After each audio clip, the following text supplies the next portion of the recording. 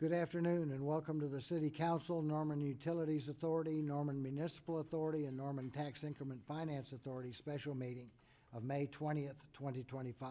Madam Clerk, will you please call a roll? Councilmember Ball. Present. Councilmember Peacock. Here. Councilmember Montoya. Here. Councilmember Grant. Present. Councilmember Nash. Here. Councilmember Hinkle. Here. Councilmember Holman. Here. Councilmember Dixon.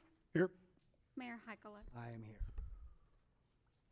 For this meeting, we will not have a pledge or council comments, and due to the level of interest in this topic, we're going to limit public comment to 30 minutes.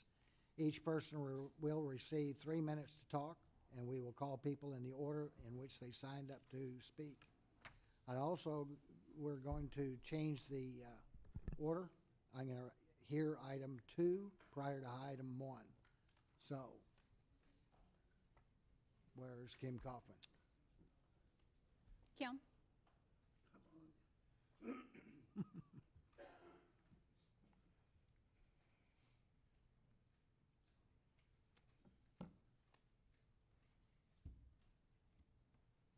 Thank you very much. Kim Kaufman, Budget Manager. Let me pull up the presentation here. Can you pull that speaker down? Can you hear me good? Well, okay. Thank you so much, Council. It's my pleasure to share the final presentation in the fiscal year ending June 30th, 2026 City Manager's Proposed Budget Series. Today we'll be discussing the enterprise funds. Just a recap on the budget process so far. This is a 10-month process for the City of Norman. Started in September with Council Finance Committee budget discussions. Our first capital budget study session was in November of '24. We also had mid-year budget reviews at the Finance Committee in January of this year, a second capital budget study session in March, and then a general and special revenue fund study session in April when we started going over the city manager's proposed budget. Our first budget hearing was in April, on April 22nd. We had a third budget study session on capital funds again in May. And then that brings us to today for enterprise funds. We'll have our final budget hearing on May 27th, next Tuesday, an optional study session on June 3rd, and then council will consider the budget for adoption on June 6th.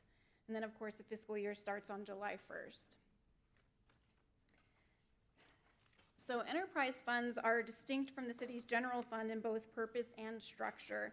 While the general fund is primarily supported by tax revenues and is used to provide services to the public at large, enterprise funds operate more like businesses.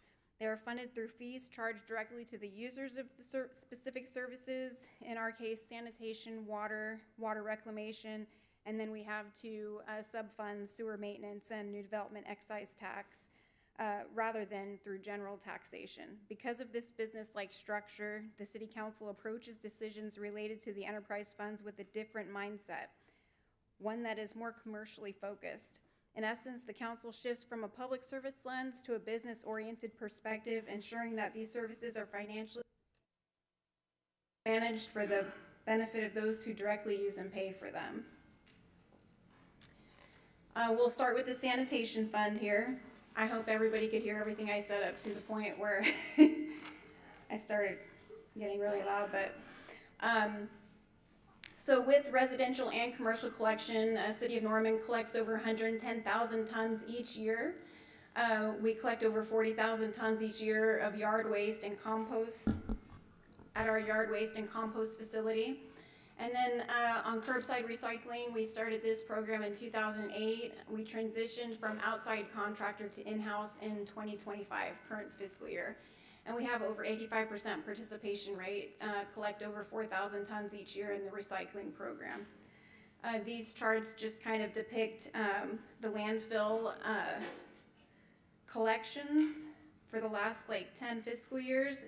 They kind of peaked in fiscal year 2023, and they've been decreasing slightly to average levels in the last couple fiscal years. And then in the second chart, you can see how those landfill revenues have kind of come down a little bit as collections have decreased slightly.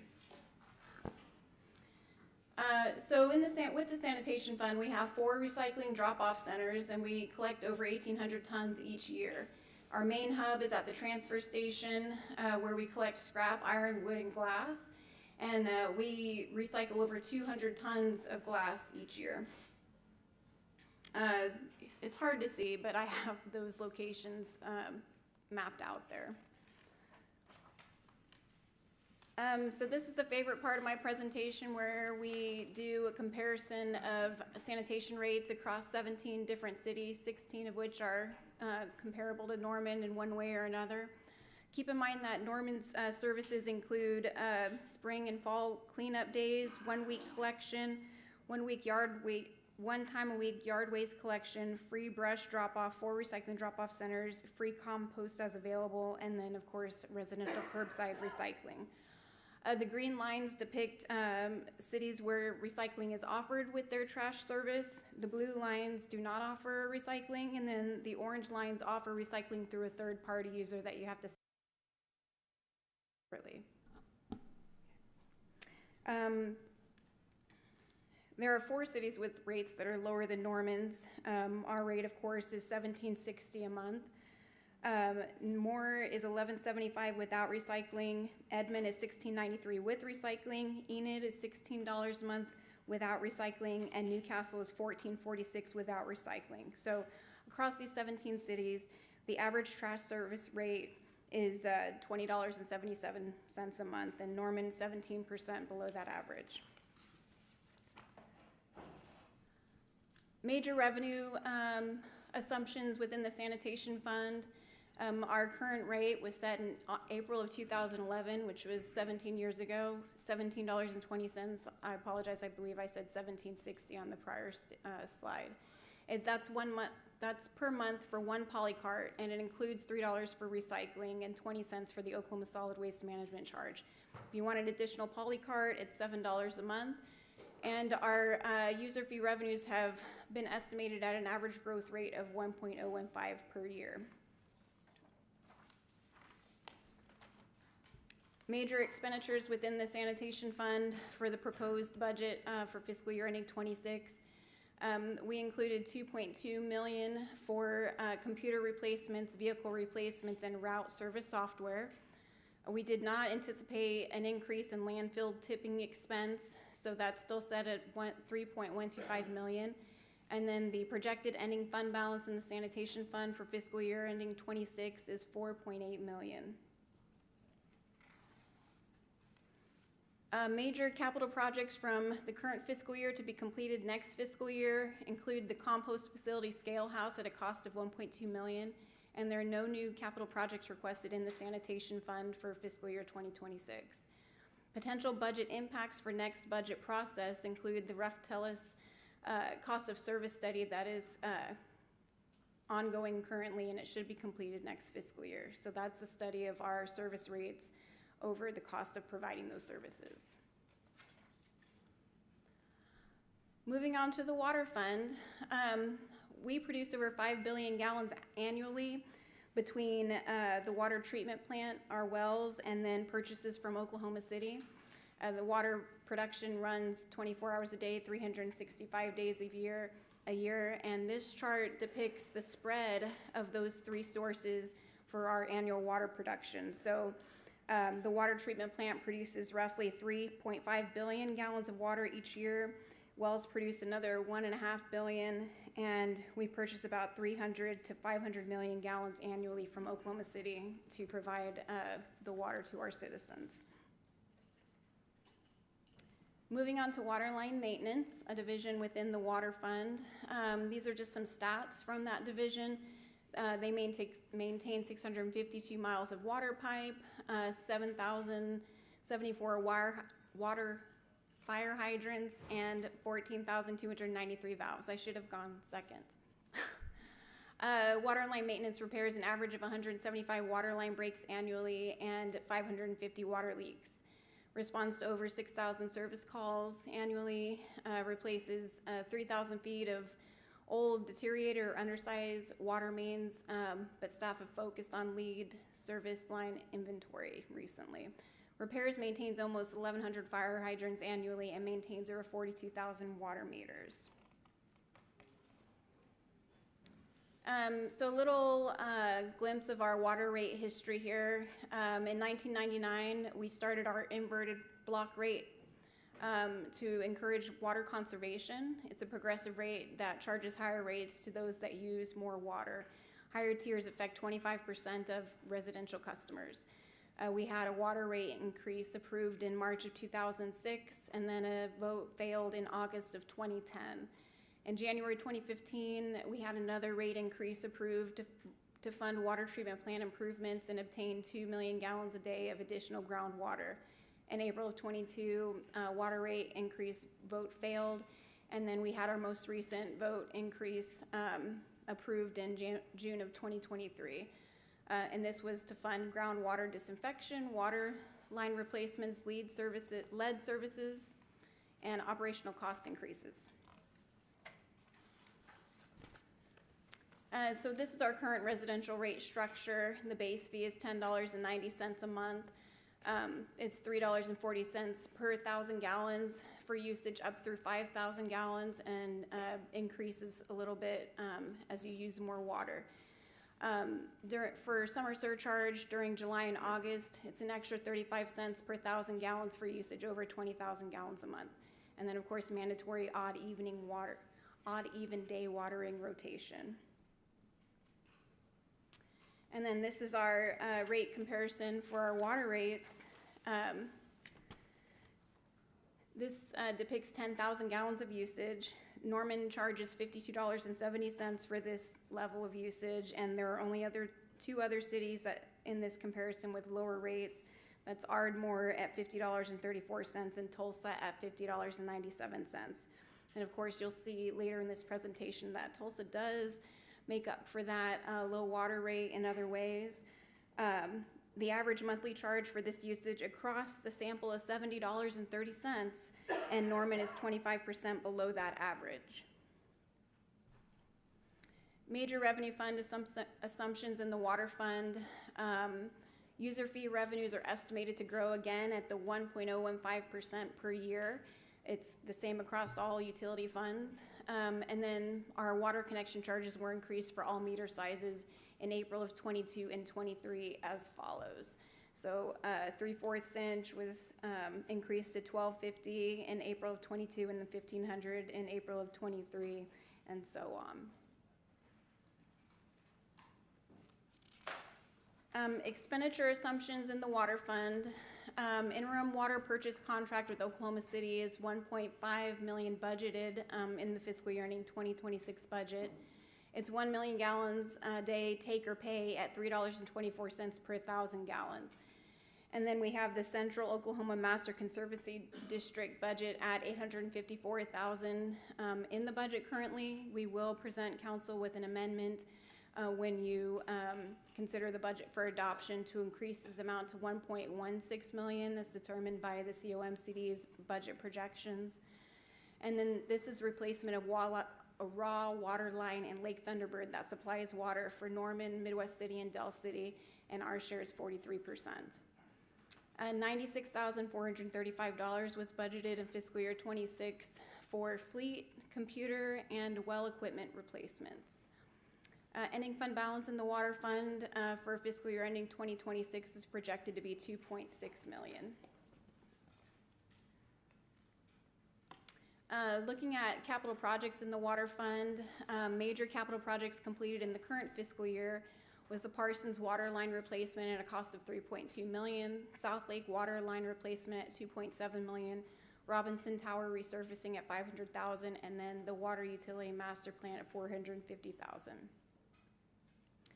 Major projects from the current fiscal year to be completed next fiscal year include the meter infrastructure program at $16 million, Jenkins water line replacement with Public Works at $2.5 million, James Garner water line replacement at $2 million, Danfield water line replacement at $1.6 million, Tecumseh Road water line replacement at $4.3 million, groundwater facility at $7 million, water treatment plant improvements phase 2B at $3 million, and then the Robinson water line 24th northeast to 12th northeast at $4.5 million. New projects proposed for fiscal year 2026 include the flood water line replacement from Robinson to Boyd at $2.5 million, and then from Franklin and North City Limit at $3 million. Westwood Estates water line replacement at $1.95 million. Carter water line replacement at $1.5 million, and then Royal Oaks water line replacement at $2 million. So now we're moving to the water reclamation facility.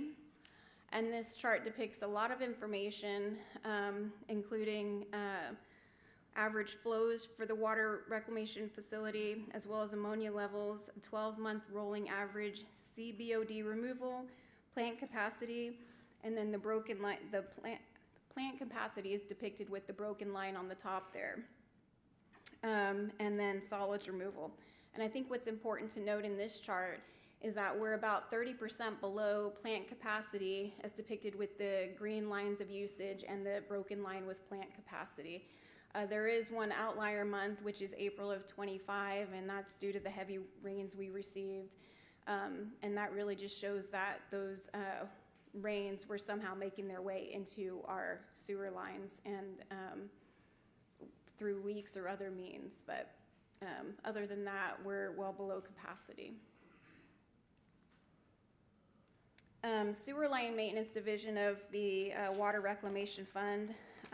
Some more stats: 530 miles of sewer lines, 12,500 manholes, over 1.1 million feet of sewer lines annually, and they inspect and record over 450,000 feet of sewer lines. They maintain 14 different sewer lift stations.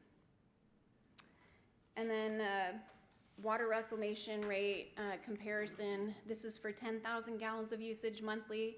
Norman is the lowest.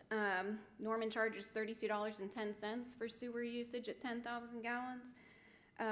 The average charge across this sample is $63. We're 49% below that, and you can see here Tulsa at almost $120 for 10,000 gallons of sewer usage is kind of closing that gap between their low water rate. Major revenue assumptions in the Water Reclamation Fund. Residential wastewater service rates were last raised in November of 2013, so that's 12 years ago. Current rates are $5 base plus $2.70 per thousand of treated wastewater. This is based on the winter quarter average, which is your residential usage of December, January, and February. User fee revenues have been estimated an average annual growth rate of 1.015% again. Expenditure assumptions in the Water Reclamation Fund. There's $1.46 million decrease in cost allocation expense to the general fund due to a cost allocation study that we conducted in fiscal year 2025. There's $1.03 million in the proposed budget for fleet equipment and computer replacements. And the ending fund balance in the Water Reclamation Fund is projected to be $4.9 million. But you'll see on the next slide that we do have another amendment proposed to the council for capital project to take from that a little bit. Capital projects in the Water Reclamation Fund in the current fiscal year to be completed next fiscal year include dewatering centrifuges at $3.3 million, aeration basin blower replacements at $2.8 million, and then new projects for 2026 by amendment here is main admin building upgrades and storage building at a cost of $3.5 million. So that would come directly from that fund balance of $4.9 million we just looked at. Then moving on to the sub-fund, sewer maintenance fund. All revenues from a $5 per month sewer maintenance rate that was approved in 2001. All sewer maintenance rate projects are on a pay-as-you-go basis. And since 2001, we've rehabbed over 488,000 feet of sewer lines through this program. So this is a chart that shows all the locations of the sewer maintenance capital projects. Each year is depicted with a different color block. Major projects completed in 2025 was the sewer maintenance project of 2019 at a cost of $5.5 million. And then from 2025 to be completed next year are years 2018 at 2.8 million, project 2022 at 3.4 million, 2024 at 5 million, and then new projects proposed for fiscal year 26 are sewer maintenance project 2026 at 3 million, lift station radio communication upgrade at 250,000, and then lift station D condition assessment at 75,000. Those are all depicted again in those color blocks by year. This is a chart of our revenues in the new development excise tax fund.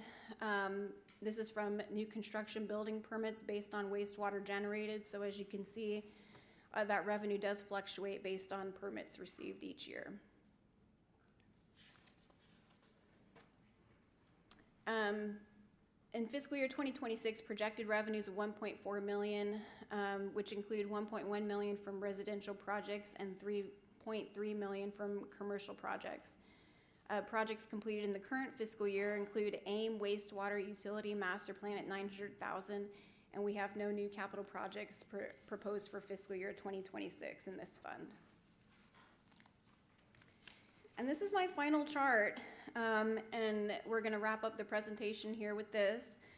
This is a chart of all utility rates for those 17 cities.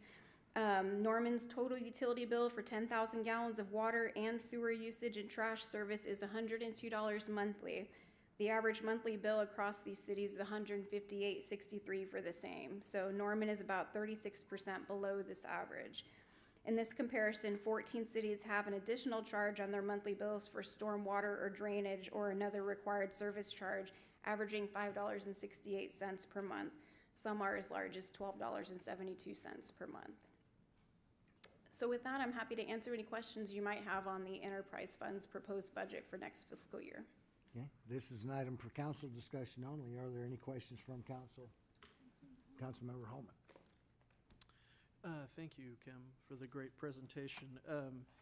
The sewer maintenance fund was approved by voters in 2001 and is $5 a month flat fee. Has it ever been raised? Not since it was approved in 2001, it's been the same. Okay. And then same thing for the new development excise tax fund. When was that approved? I know the chart goes back to 2002. 2001. And that's never been increased either? It's flat based on permit revenue, so no, it hasn't. Okay. And both of them would require a vote of the people to increase? I believe so, yes. And then I think that was the main questions. I did have a question about the tipping fees. You did answer that. But I just did want to further highlight it costs $3.1 million a year for us to throw stuff into the landfill. So just think about that. It's over $8,000 a day is what it costs the ratepayers of Norman, all of us that have a city utility bill. Just to throw stuff away costs over $3 million a year in a city like Norman. So it's just one of those costs that we may not think about because we're throwing stuff away. So we throw stuff away, we forget about it, but it really does cost a lot. So I would encourage us always to think about ways that we can reduce our waste, if at all possible, because it really would result in real money savings to our whole community. And then just further noting that sanitation rate, the last increase being 14 years ago, and then the water reclamation fund being 12 years ago. You probably won't find any other city in the whole country where you would have gone that long without seeing rate increases on both of those utilities. So, and the fact that we're, 36% below the average on total utility costs is something I think is really something to really promote. That we hear about expense and how much it costs to live in Norman or why people move to other cities, but this shows it to me that Norman is, when it comes to utility rates that the municipality provides, we are significantly lower than any other city in the metro area. And so, and maybe that's partly because we vote on it and we go 14 years without raising rates, but you know, there's complications that come with that as well. But I appreciate the detailed information. I think it's really important for all of our residents to see this in, you know, in visual and to really understand where our money goes, like to tipping fees for the landfill, and then how long it's been since we've raised rates. And just like I mentioned during the last water rate, since 1999, including a rate in that year, there have been 4 rate increases since the late 1990s for water, you know, over 25 years. So that's pretty remarkable that we've been able to get by that way. So thank you very much, Kim. Thank you. Councilmember Grant? I just wanted to touch on that Raftellus study that should be completed by next year or next year. During next year, that's correct. And that will give us a good idea of what we should be raising. If a raise is necessary, Chris could have more information on that. Cover that. Yeah, we're really just reviewing our sanitation rate to see where we're spending our money. And actually, we meet with them Thursday, so we're in the process of getting the new numbers. Once we get those new numbers, we'll kind of just reevaluate where we are and how the fund looks going forward. Okay, thank you. Other questions from council? Hearing none? All right. Thank you, Kim. I appreciate that. We'll now go to item number 1. And as I mentioned, due to the level of interest in this topic, we're going to limit public comment to 30 minutes. Each person will receive 3 minutes to talk, and we will call people in the order that they were signed up to speak. And as your mayor, I want to reaffirm our commitment to upholding the rights guaranteed under the First Amendment of the U.S. Constitution. The right of free speech is fundamental to our democracy, and it is our responsibility to ensure that every citizen has the opportunity to express their opinion and be heard. City council meetings are a crucial platform for public discourse, where residents can voice their thoughts, concerns, and ideas. We encourage participation, respectful debate, and active involvement from all of our members in our community. While we honor the right to free speech, we must also maintain an environment that is respectful, orderly, and conducive to public discussion and productive discussion. Everybody attending can reasonably expect that the meeting will proceed in an environment of mutual respect among elected officials, presenters, and the audience that is free of disruptions. Consequently, disruptions, personal attacks, and behavior that detracts from the purpose of the meeting, including but not limited to cheers, boos, finger clicking, and applauding, will not be tolerated, as they hinder the ability of others to exercise their rights. Subsection B of 2107 of the city's Code of Ordinances states, "The presiding officer shall preserve decorum at all meetings and shall call upon the sergeant of arms to enforce decorum and order." The furtherance of this mandate in 2107 is to preserve decorum at all meetings. I will enforce the meeting decorum rules displayed on the screen behind me. Persons who violate any of these rules will receive a warning for the first violation. Any subsequent violation may result in removal. My goal is to ensure that every voice can be heard while maintaining the integrity and decorum of our meetings.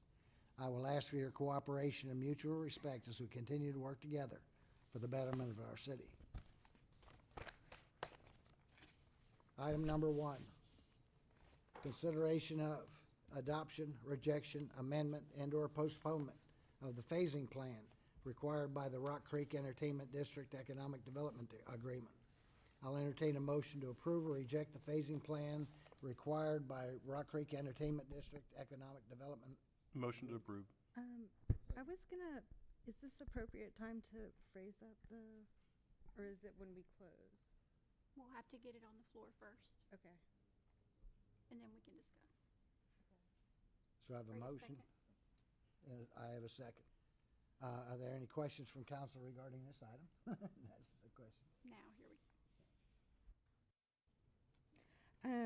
I would like to rephrase, motion to approve or disapprove or postpone the phasing plan contingent on 1, Judge Virgin's ruling being affirmed, or 2, the voters approve ordinance 0-2425-2 if Judge Virgin's ruling is reversed. Do we have a second? We have a second. Councilmember Holman? Okay, I don't have that full text. Yeah.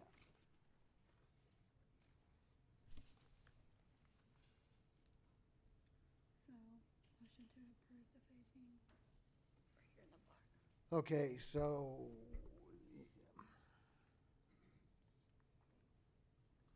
the item would read, the first item would read, consideration of adopting, rejecting, amending, or postponing of the phasing plan required by the Rock Creek Entertainment District contingent on Judge Virgin's ruling being affirmed, or two, the voters approve ordinance number 2425, if Judge Virgin's ruling is reversed. We have a motion and second. The motion on the floor is that amendment, or is this Do we have item discussion as amendment. Do we have any discussion among council? Council comments? My only comment is that in speaking with our city attorney, this seems like a very clear way to indicate how potential approval would be used in the future. Any others? All right. Motion on the floor is item number 1 as amended. Council members? Are you gonna take public comment No. on this amendment? Let me get to vote. Council members, you may vote on the amendment. No.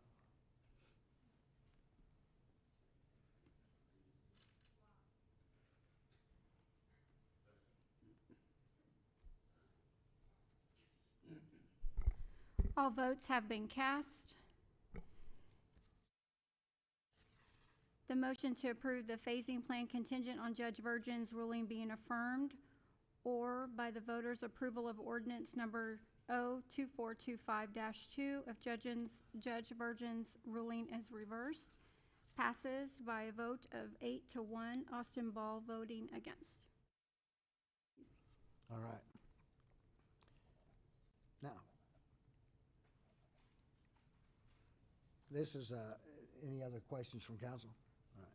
This is the opportunity for members of the public to make their comments regarding this item. Remarks should be directed to council only. Once public comments have been concluded, council may choose to answer your questions. Madam Clerk, are there any speakers registered for this item? Yes, Mayor. Dan Munson?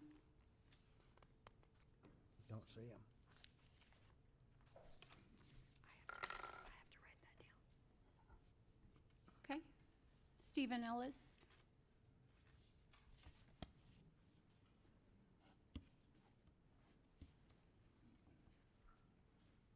Steve Ellis, Ward 4. The microphone's not very loud, so if you guys could speak up in the back, it would be helpful. I'm very happy that you passed the amendment that you did today, but I still want to speak out against the actual proposal. So I want to sort of start with a question. And if you've got your copy of the phasing plan, you can pull it out and see where I'm talking about. So go to page 2, the component that starts with up to 180,000 square feet of office space. So here's the question. Does the phrase that follows the dollar amount under anticipated investment there, and the phrase is subject to market demand, does that phrase mean that if the demand never materializes, then the developers are excused from spending the dollar amount listed? That's what it seems to be saying. I would love to be wrong about this, actually. And if I am, if you have a distinct reading of that, I would love to hear it. And in particular, hopefully someone will tell me what it means on the record.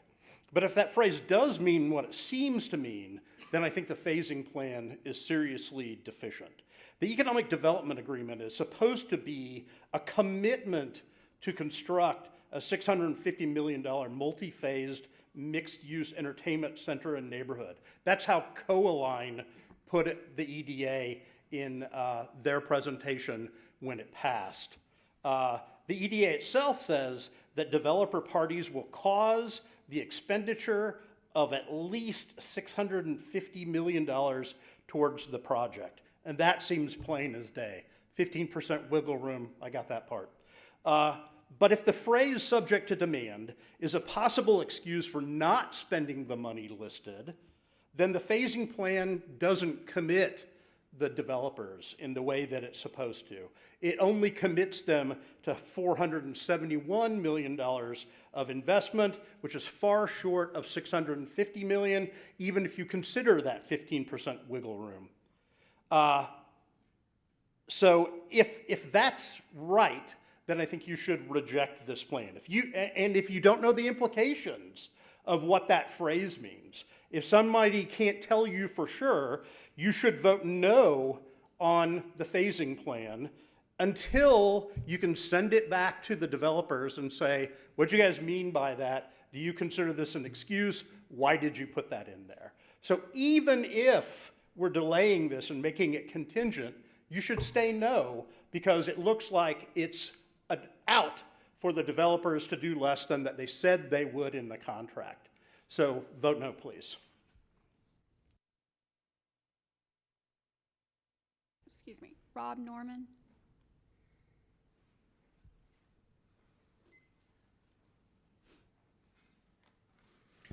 Rob Norman, Ward 3, and of course, counsel of record for the referendum petition proponents, and I deem to be 10,500 signatories to the referendum petition. This is real simple. Councilmember Grant has articulated the no-brainer solution here for you. We can argue law till we're blue in the face. That's what judges are here to decide. But one piece of law that I think is pretty clear is 8.05 of that economic development agreement, which again, I can argue was invalidly approved in the first place if you read my letter, and it was. I think I'm on the strong side of that argument. But never mind, it would be up to a judge to make that decision, but you don't have to do that. You have an automatic right. These deadlines shall be extended because of pending litigation or the catch-all of this referendum petition. I've cited you cases that show that you're subject to the jurisdiction of the Supreme Court right now. You are part of that pending litigation, whether named or not. What you're deciding now is part of the subject matter of that litigation. You have a fiduciary duty to do what Councilmember Grant just moved you to do and wait until this referendum petition process is over. Now let's look at the political bigger picture. You don't want to be seen as a pushover for when elite establishment just threatens litigation, you roll over and fall over. You have got to invoke that extension. And if they sue you, that decision is going to be made before any squirrely little lost profits thing is made. You're going to be seen as a pushover if you don't invoke that right to extension, if you don't postpone this, and you're going to be seen as someone, once again, siding with an elite establishment majority that this electorate has resoundingly rejected in the referendum petition and last February's elections. You're not going to get your stormwater utility. You're not going to get your TIF master district. You're not going to get your Norman Forward 2. You're not going to get your OG&E franchise agreement. Politics is not about right and left anymore. Politics is about the rank and file of our communities being left out in favor of elite establishment majorities who try to take over the government regardless of what the people say and think. And that is what is going on here politically. And you have the perfect, airtight, legal way out. If you don't take that way out, all the electorate is going to see is that you once again sided with the establishment, elite, minority of this town.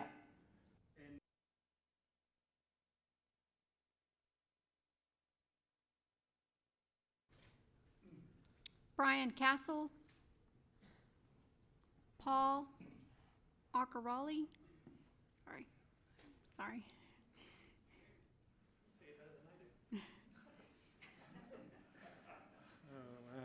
Yeah, Paul Arcaroli, Ward 3. You know, it was good timing. I didn't realize it, but that I am an accidental activist. That's really cool. I found that out because right off the presses, this book just came out. It's called Backroom Deals in Our Backyard. It turns out that what we're facing in Norman is not unique in that cities across this country are being attacked at the local level to limit democratic access to information and to decision-making in this country. We're just feeling it here. I mean, they're organized, their abilities, Rob mentioned elite. I'll say moneyed interest, whatever you want to call it. But the fact is, we have and we need more accidental activists. And I'm looking here, and I'm hoping for 5 accidental activists to decide no on this phasing plan. It's not a difficult decision. It's the right way to be in going down. How do you want to be determined? How do you want to be thought of when history reviews this period of our time? I hope you do the right thing. This book is great. Thank you.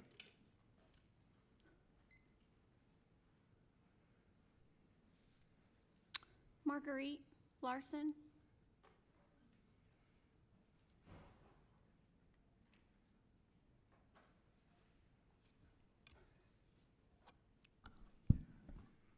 Marguerite Larson, Ward 6.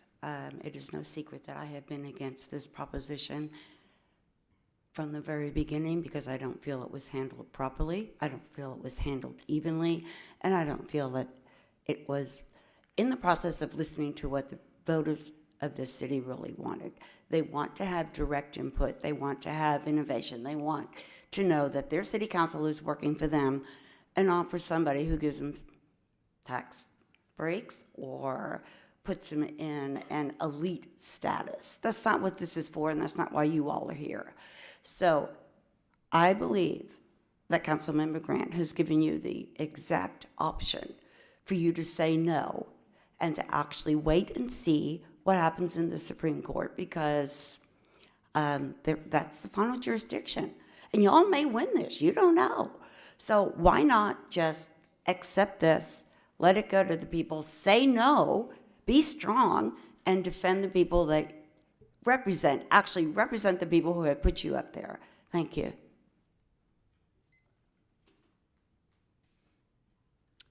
Luigi Polvani. I'm sorry. No, it's fine. Hi, Luigi Polvani, Ward 4. We discussed about this for a long time.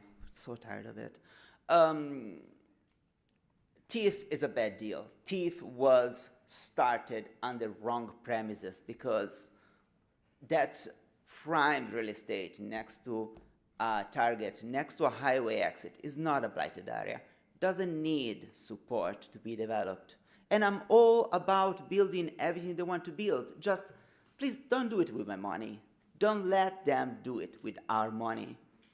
Leave the money in my pocket. If I want to go to the arena or to the new wonderful shop that they're promising, I will. I will myself give them my money. Don't do it for me.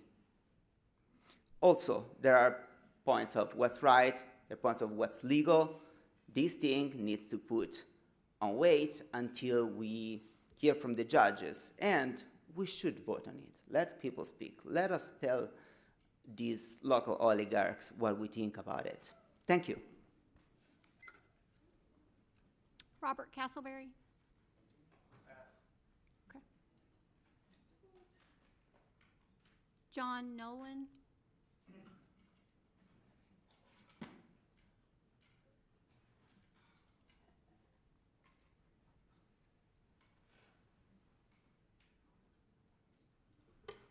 Dan Nolan, Ward 2. I'm an ex-Norman social studies teacher of the year. It's nice to know that that's a non-controversial subject. But that's kind of the root of why we're here and what we're doing, isn't it? The idea of our Constitution, the idea of our First Amendment rights of free speech and petition. The last time I was in this building, I couldn't get into this room. Do you remember why? At 70-some odd years old, I'm sitting out in the hallway because there were a bunch of college kids that were in here who were praised for their civic responsibility. You remember that? Do you remember that the first TIF they promised us was going to bring us regional shopping and stores that were going to come here and people would flock for states around?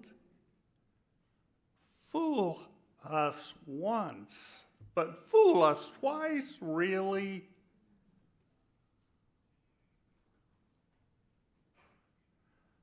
Thank you for your time and your consideration. Follow the Constitution in your heart. Thank you.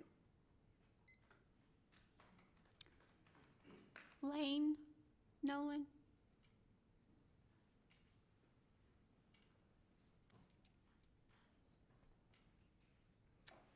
Lane Nolan, Ward 2.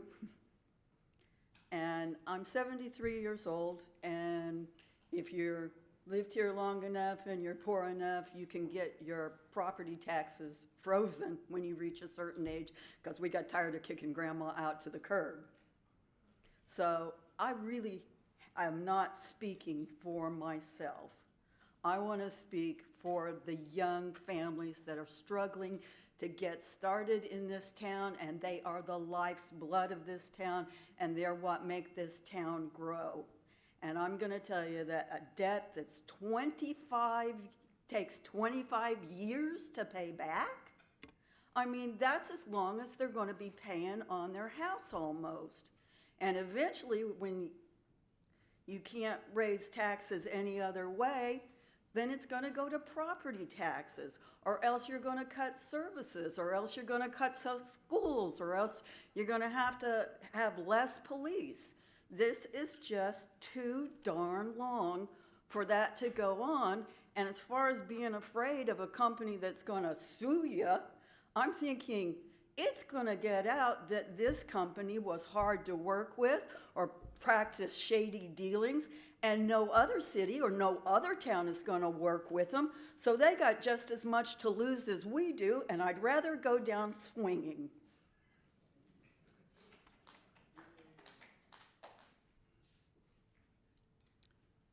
Just for clarification, Floyd Carroll, you signed up for miscellaneous, but we don't have miscellaneous tonight. He must have left. Pam Post. Hi, I'm Pam Post, and I'm from Ward 5.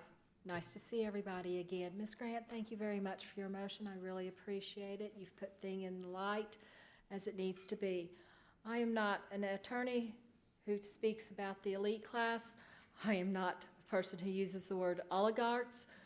I'm just a citizen up here who was married to a city employee, still am, and I recognize the fact that there is a lot of controversy about this, but the thing I recognize the most as a citizen is how much this city stands to lose over the next 25 years in income, and it is a long time.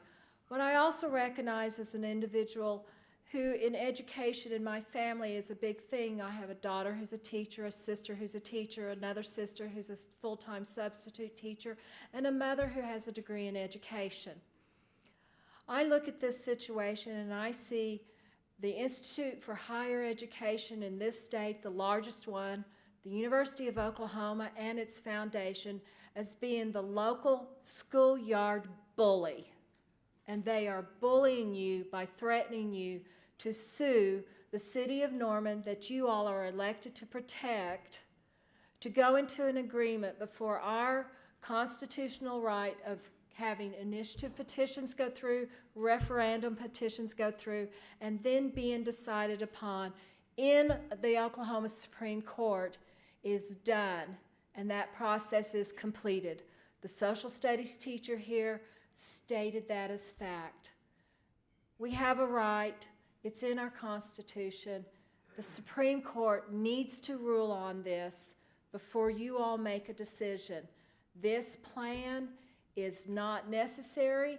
It is part of the ordinance that you all voted on, and without this ordinance being settled and determined, any steps you take, I feel like, is in violation of our laws and what needs to be done.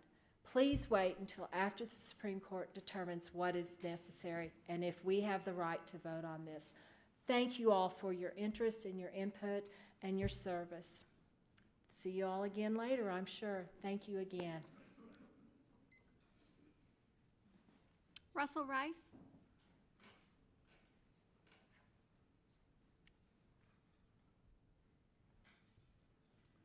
Russell Rice, Ward 2. I believe last time I was down here, I asked you guys to postpone it till the Supreme Court came back with its results, and I think that's what y'all are going to do tonight, hopefully. It's kind of unclear to me, though. Is it did you guys replace all the words with Councilmember Grant's words, or are they in addition to? If y'all vote yes, is that a yes that you wish to postpone it, or can we get some clarification? Is kind of what I'm asking for. Pretty please before the vote happens. Other than that, thank you very much for finding a resolution that works for all of you but one, which was expected. Y'all have a good day. Cynthia Rogers?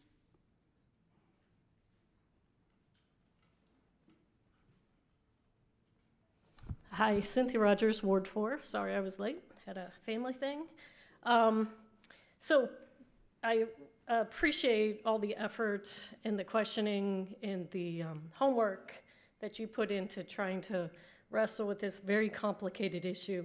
And I guess I'm just stuck on the two hats that you guys wear. So you're the city council people, but it's city council that creates the tax authority, the trust, right? And when exactly did city council assign the authority to implement the arena TIF? When was that done? Because I think, and this is my question, was that not done through the project plan ordinance, the very thing that has not been implemented due to the lawsuit?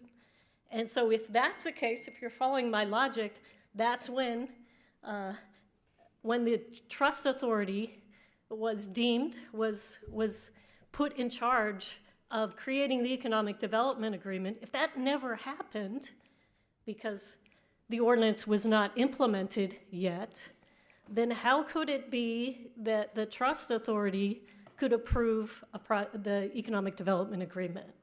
And so that's my question.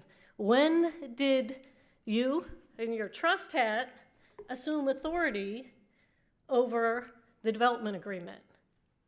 If not through the ordinance. And if the ordinance never was implemented, then when did that happen?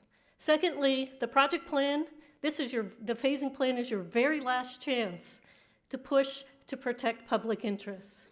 And as my partner, husband, co-author, Bestie said, the language in there is unclear. I would like that to be clarified. What does it mean that the intended investment is up to so much and subject to market demand? Without that being clarified, I don't see how you can approve this project plan. Because otherwise, if market demand isn't there, then zero fulfills the phasing plan. And then the next step in the development plan just has to follow the phasing plan. So the phasing plan is actually very important, and that sets up for what happens. And this is your last chance to input that. Thank you.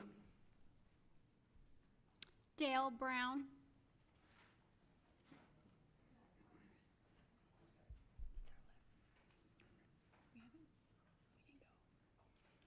Hello, Dale Brown, Ward 3, 58-year resident, wife and kids, 8 OU degrees. I think we're Norman. But I have a side job for the last 45 years taking care of events for the Paycom Center, the Old Myriad Civic Center, the BLK Center. I do all the backstage arrangements, contractual arrangements. There's a lot of questions I have on the design of the building in the area and the demand. I don't see the kind of demand except for basketball and sports. There's nothing in the project plan that tells me what this building's gonna look like, and I have a lot of questions about that we don't have time for. And problems I've seen over my 45 years. But quick question, everybody knows that Bricktown was a success, big success. Does anybody remember String of Pearls? I see nods. If you'll, and are you all familiar with the Zoo Amphitheater's new aquatic exhibit? I see some nods. And what's happened with it? They had to cut it in half. They had to get rid of the penguins or the seals, I don't know, one or the other, I can't remember. But if you can't get halfway through a project and they go, oh, cost increases, it went to $1.5 billion. What are we gonna do with a half-finished building? Who's gonna pay to finish that building? That's my question. Do you have a plan for that? I have a lot of other questions, but the big one is, I'm trying to read the project plan here, and there's a lot of administration for the actual project plan. Who's going to run this complex? City of Norman, like they're running the project plan? Who's gonna pay HR? Who's gonna pay accounting, finance, accounts receivable, accounts payable? Who's gonna pay the housekeeping? Who's gonna pay for all this while it's sitting empty if you can't fill it? That's a lot of money. Your air conditioning costs in the summer are gonna be in the tens of thousands of dollars. Who's gonna pay for that when you can't fill it? There's no basketball going on. There's a lot of questions here. And how much of this is going on me? Property tax, or any tax, sales tax. How much are you asking me to contribute and my 3 children and my wife? That's it. That's all the speakers, Mayor. Thank you, ma'am. Councilmember Grant?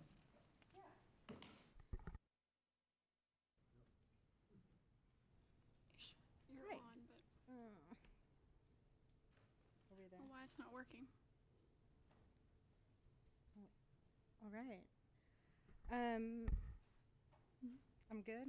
Okay. I appreciate everybody coming out to share their thoughts and to touch on Pam Post's putting things into light. I would like to go ahead and jump into the amendment I made and what it really means. So my question is to City Attorney Knighton. If we want to approve the phasing plan contingent on Judge Virgin's ruling being affirmed, or 2, the voters approve the ordinance number 0-2425-2, if Judge Virgin's ruling is reversed, what would be our potential outcomes? Would we cure this fully, or could there be any legal financial consequences for the public trust?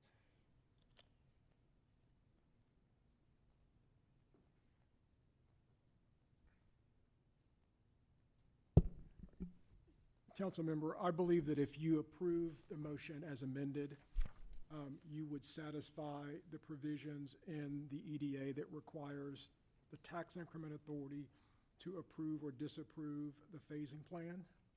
And under those circumstances, I don't believe that you are facing any additional financial risk in terms of litigation. Okay. And regarding postponement, we were advised as per the April 23rd memo that you cannot find any language in the EDA that permits delaying consideration of the phasing plan if specific reasons are given. Specific reasons are required for disapproval, i.e. NIFTA shall, in its reasonable discretion, not be unreasonably withheld, conditioned, or delayed, approve or disapprove with specific comments specifying the reasons for disapproval, or impose further reasonable requirements with respect to the phasing plan. This also speaks to how people may be conflating our roles as council and NIFTA. Could you speak to this? Sure. That's one of the things I think is really important here is council in its legislative capacity are council members, but you are also the trustees of 3 public trusts, one of which is the Norman Tax Increment Finance Authority. Public trusts are authorized in Title 60 of the Oklahoma statutes, and there's a provision specifically 176.1A2 that provides that public trust exists as a legal entity separate and distinct from the settler and from the governmental entity that is its beneficiary.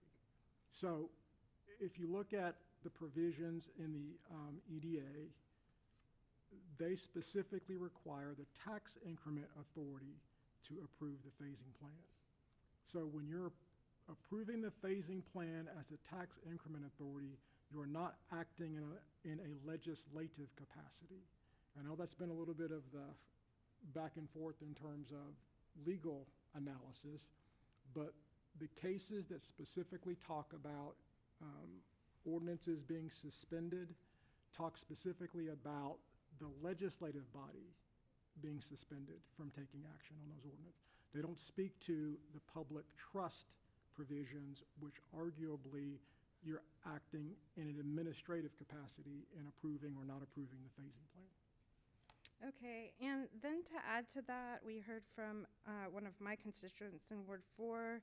When did NIFTA assume that authority? Say that one more time. One of my constituents asked, when did NIFTA assume that authority? You assumed the authority on September 17, 2024, when NIFTA and the city approved the economic development agreement. So we were voting on that in both our dual roles? That's correct. Okay. I mean, NIFTA, the parties to the economic development agreement are the city, the tax increment authority, the Cleveland County Trust, and the landowners. Okay. And I'd just like to clarify that I did not vote on that, and I was outvoted, but here we are. So during our consultations, which I don't know if the public is aware, but some of us, not me, consulted other lawyers and questions were raised, and then we asked our city attorney during these consultations, would it be possible to delay without risking NIFTA's holdings as a public trust? Can you lay out exactly what would be at stake if we did not approve the phasing plan today? Many in our community believe any judgment against the city in a lawsuit scenario would go on the property rolls, and some have feared potential financial impacts to general fund, but it would seem that is not an accurate read of the liabilities. All right. The issue for us is, and during my tenure at the city attorney's office, you're probably going to get more of a conservative position from me, which is going to try to keep us out of the possibility of a significant monetary judgment. But the possibility does exist if the phasing plan is not approved, that there would be a lawsuit. It's probably going to be bought by both the Cleveland County Trust and the landowners, as they're both, again, parties to that agreement. It's difficult to predict what the outcome would be. It's more of a risk analysis, and there is a risk of a fairly significant judgment against the tax increment authority. I've heard and seen some argument about, well, that would be placed on the tax rolls, and that is inaccurate. The provisions that allow judgments to be placed on the tax roll only allow judgments with regard to municipalities. And if you look at those statutes, public trusts are not municipalities. They're not in the definition of a municipality in those provisions. So what would essentially happen is, or potentially could happen, is you would have a judgment against the tax increment authority. The provisions in Title 62 that address that issue say that judgments against public trust are paid for from the property of the public trust. So in this public trust, you have property associated with the Center City TIF, you have some property associated with UMP South, and the question becomes, if there was a judgment against the tax increment authority, would the entity that obtained the judgment be able to go after those funds that the trust is holding for those other tax increment districts, which would obviously be very, very problematic in terms of, if they could, you really wouldn't be able to move forward with the projects in those particular areas. Now, I can't find any authority on those issues. The statute says those judgments are paid from the property of the trust, and that's kind of one of the things I don't necessarily want to find out. I would rather let somebody else litigate that case and find out what the answer is, as opposed to us taking the risk that if there was a monetary judgment against the tax increment authority, what impact would that have on the funds that the tax increment authority is holding for those other tax increment finance districts? Okay. This goes back to delays. If we try to delay per provision 8.03 litigation and OU decides to sue, or Cleveland County Trust, etc., can the city call for a summary judgment and argue its right for delay? Sure. And you could file a motion for summary judgment and raise that issue, but again, can't find a whole lot of authority one way or the other, and you're taking a risk. And it's come down to, as some of the information I've provided is, what level of risk are you comfortable with? Okay.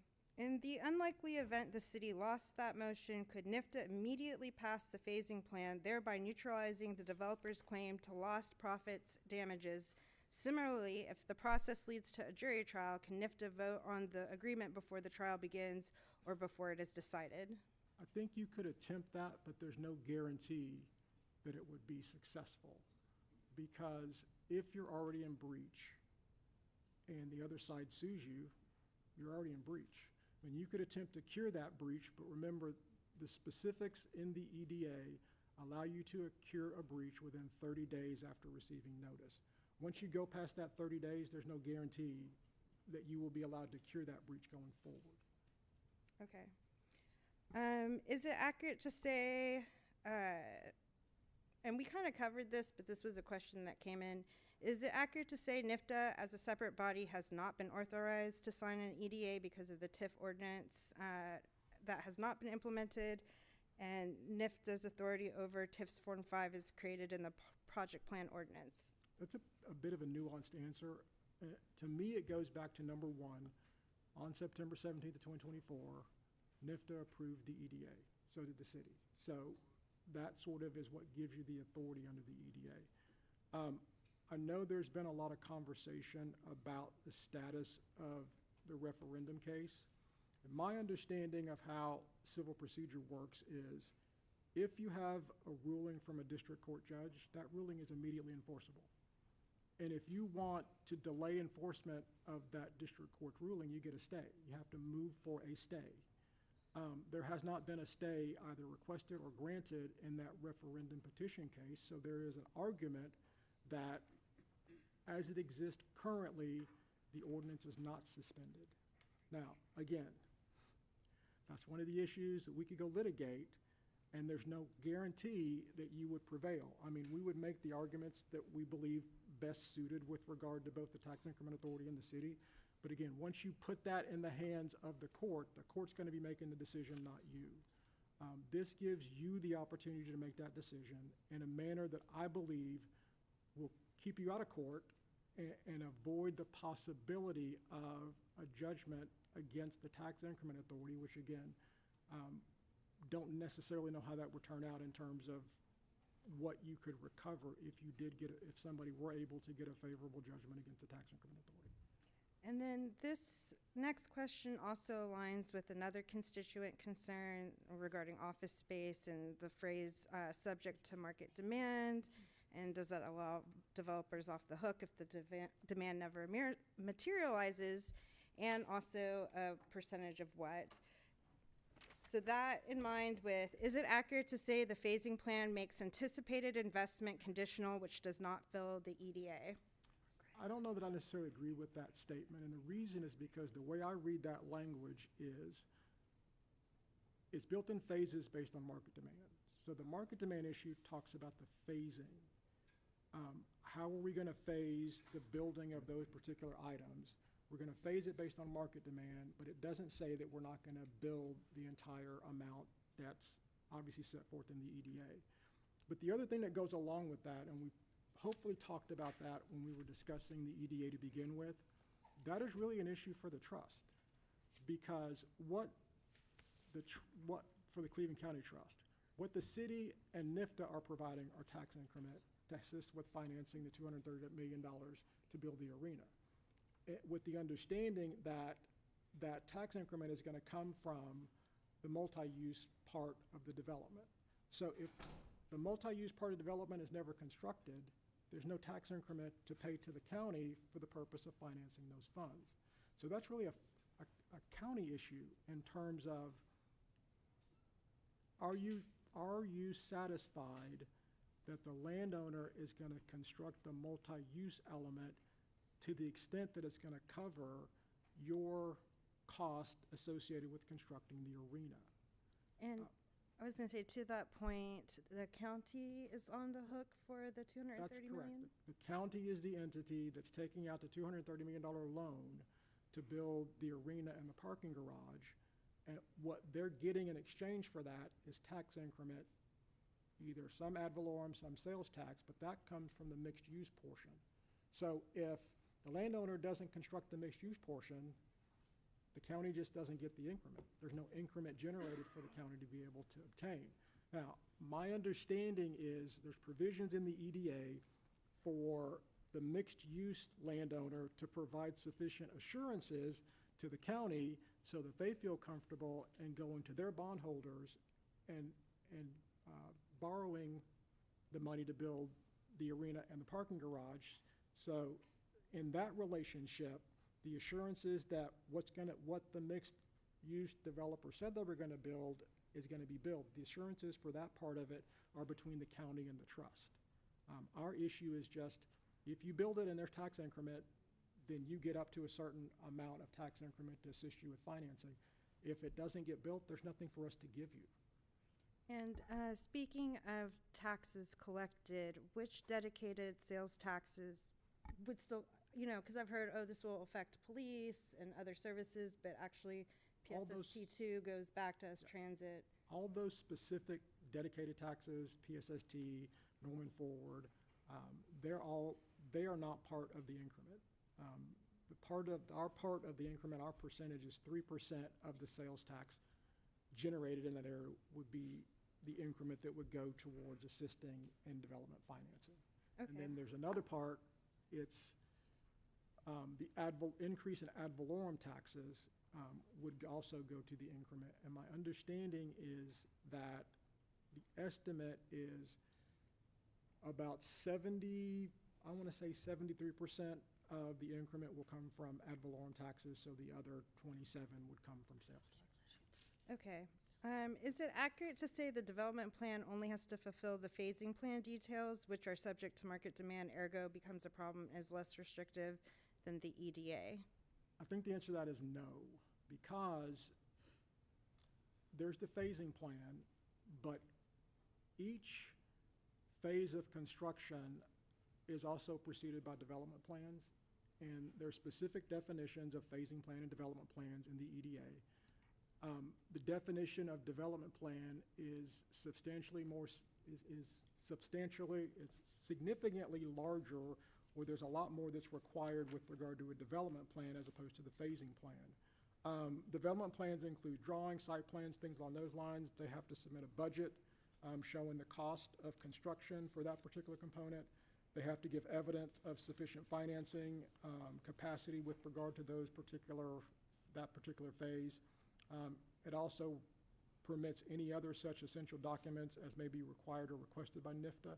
So development plans are due 90 days before construction starts, so there will be another opportunity for NIFTA to look at exactly in greater detail what is being proposed in terms of the mixed-use portion of that development.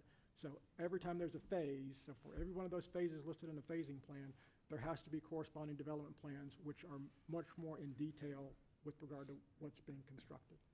So future council/NIFTA members can ask, why are we down X amount versus what you told us in 2024? That's correct. You would get another opportunity to review the development plans. The NIFTA also has to approve the development plans, so you get an opportunity to see what's being proposed in greater detail. And if you had questions or concerns, you could raise them at that time. Again, similar to this process, NIFTA has the ability to approve or disapprove those particular development plans. In a situation like that, if we were to not approve, we would need a reasonable reason to say, this is why we're not, you told us X, you delivered Y. We want to see a development plan that delivers on X. That's correct. And I would think the process would be, once you've got those development plans, if you had some issues, we would be more than happy to go back to the developer to raise those issues to see if we can come to an agreement before you actually had to vote on it. So if there were any of those outstanding issues that we could resolve, obviously it's better to resolve them by agreement on the front end as opposed to waiting on the back end and potentially risking being in default. Okay. 10, last question, I believe. Just making sure I'm trying to answer all the questions that came forward, because we did touch on site plan, which is the question about what the buildings look like, renderings. That's in the site plan, also available on our city website. That would be part, I mean, there's a site plan, I guess, that would probably also be more laid out in detail in the development plan. Okay. Before that's constructed. If we approve this item, is NIFTA's approval rendered moot should this go to a vote of the people and ordinance number 0-2425-2 is voted down by the people? Well, what we talked about is there are 3 potential resolutions of that legislation. One of them is Judge Virgin's ruling is affirmed. Judge Virgin's ruling is affirmed, the project moves forward, and you would have to approve a phasing plan. If Judge Virgin's ruling is reversed, it would go to a vote of the people. If the vote of the people affirmed the ordinance, you'd be in the same position you are in now. You'd have to approve a phasing plan.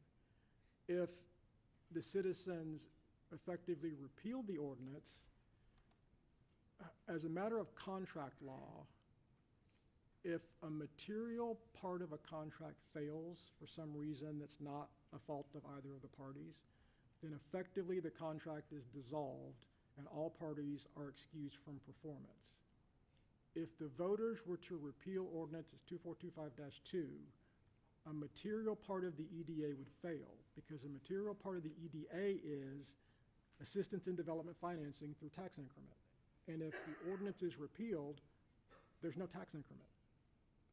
Council and NIFTA would be lawfully prohibited from using tax increment to assist in development financing. If that part of the EDA fails, the EDA dissolves and all parties are excused from performance. Now, that doesn't necessarily mean that the landowner and the county trust could not, they could find some other funding mechanism and move forward with it. It just would be without tax increment financing. So those are the possibilities in terms of that particular litigation. And 2 of them would result in having to approve a phasing plan, 1 of them would not. And also to the point that was asked, if, like, what if something's half-built? Approving the phasing plan would ensure that A, we're not defaulting and getting a monetary judgment, but B, that would give us the ability to say, like, this is half-built, we can come after you because you didn't follow the phasing plan. I'm trying to think about and trying to conceptualize how that would work in a litigation set of circumstances.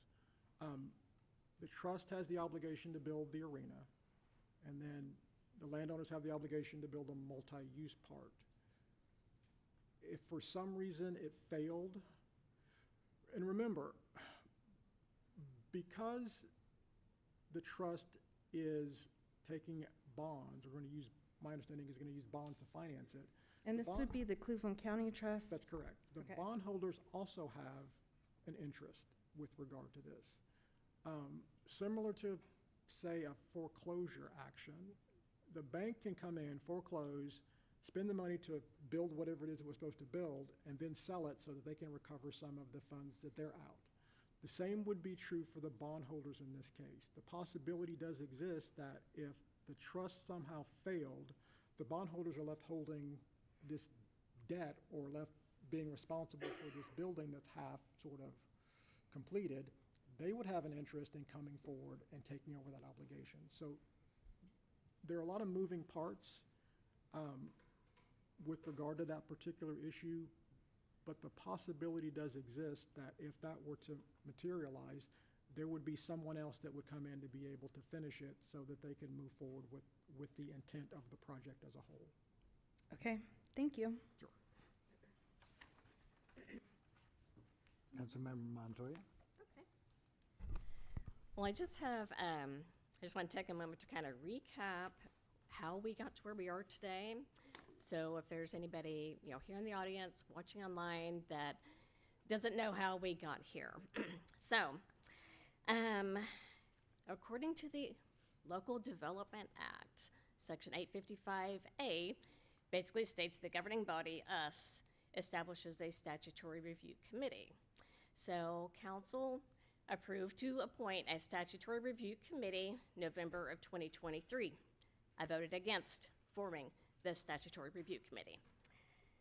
Then the statutory review committee recommended approval of the project plan to council, and that was May of 2024. Then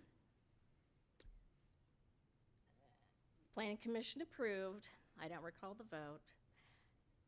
In between this time, the EDA, the Economic Development Agreement, which is the agreement that is to implement the project plan, and those are specific words from Emily Pomeroy from our September 17th meeting at the 4-hour, 44-minute mark. So anyway, we did not get the final copy of the EDA until 4 days prior to September 17th, which was the vote to approve Ordinance 2425-2, which is a project plan of the Rock Creek Entertainment District. So, as we all know, September 17th, council voted 5-4 to approve the project plan. I voted no. So then, after that was filed, a referendum petition was filed September 20th.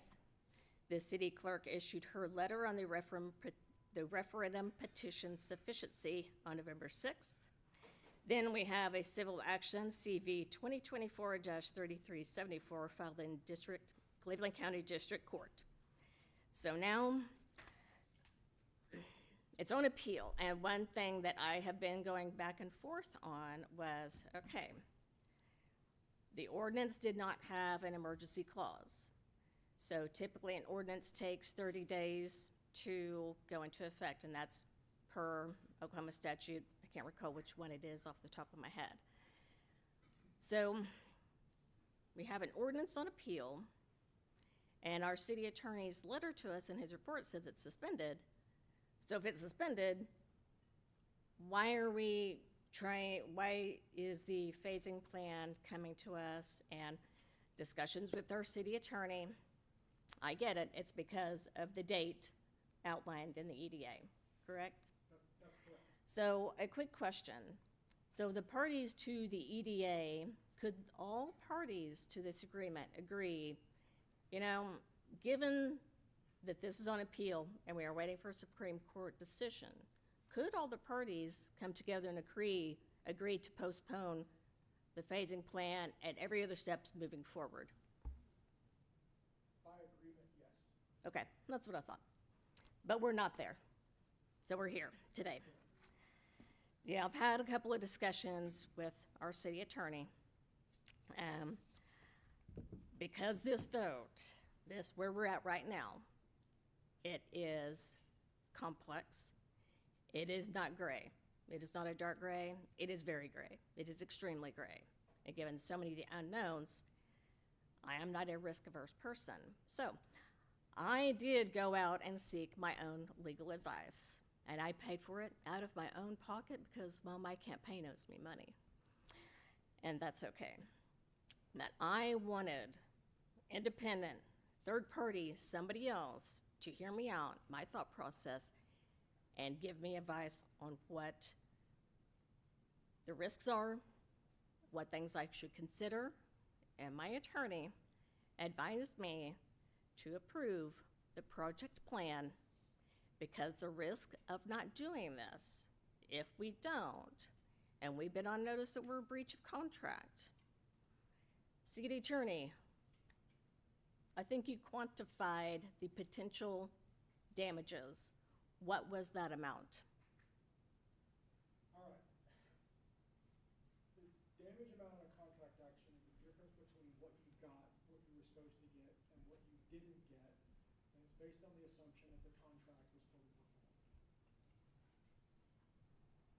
Cleveland County Trust, what they're supposed to get is up to $600 million in tax increment, and there's another $151 million in Leverage Act funding. So that's $751 million. Now, in my opinion, that number is contingent upon the interest part. So if we were put in the position to have to make that argument, I would probably be arguing that the maximum that they would be entitled to would be $230 million. Because if we paid the Cleveland County Trust $230 million, they could build the arena, and then there would be no interest. So that $751 million number would never come into to fruition. The difficulty is the Tax Increment Authority doesn't have $230 million.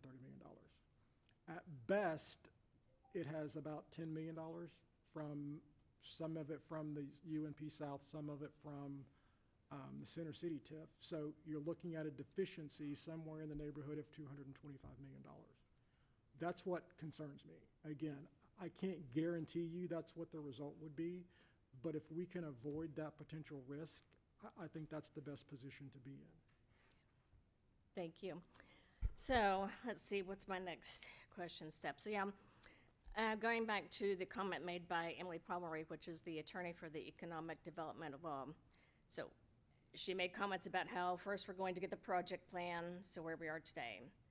Then there's a certain specific time frame in which we will then get the development plans and I believe evidence of financing. Are we going to get evidence of financing too with the next step with the development plans? That's part of the development plan, correct. So there's still more coming to us.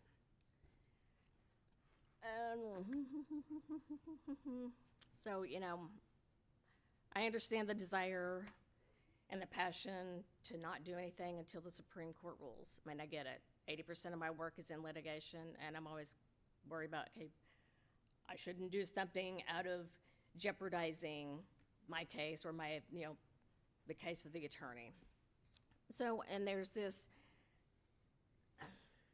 the question on, you know, I've heard a stay should have been filed, a stay shouldn't have been filed. Whenever a appeal is filed, that's an automatic stay. And I have asked friends of mine who are attorneys, and I cannot get a clear black and white answer on whether a stay should have been filed or not filed. I don't know if it has to do with the type of litigation it is. Don't know. But I don't like where I'm at right now. I don't like that we're in this position. But just because I vote in favor of this item as amended by Councilmember Grant does not mean I agree to this. Does not mean I agree at all. Again, just to remind everybody, voted against forming the Statutory Review Committee, voted against the ordinance 2425-2, the project plan. So, but we're kind of tied. Seems like we're pigeoned into a corner. So next question, City Attorney. So we approve the project plan today. Then time rolls on, the Supreme Court overrules Judge Virgin's ruling. So it goes to the vote of the people.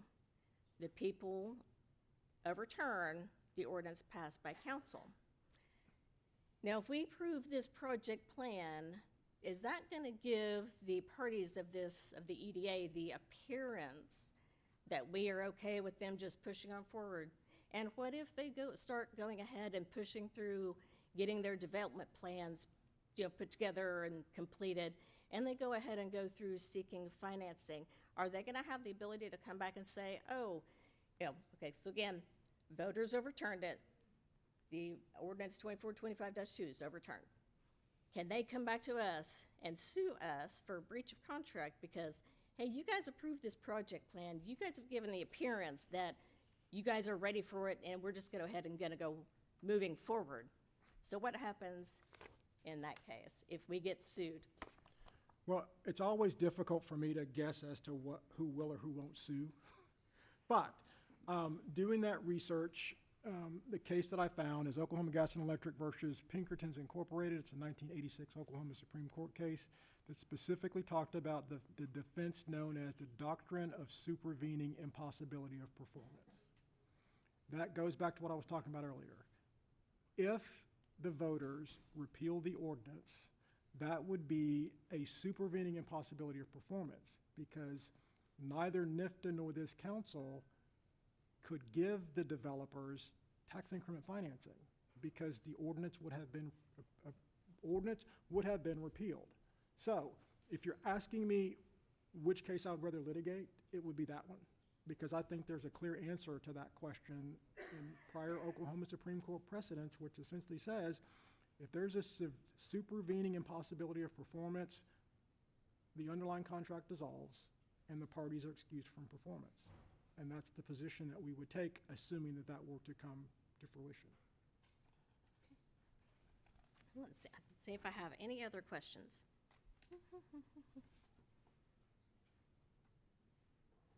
No, I think that's all I have. Thank you. Councilmember Grant? Oh.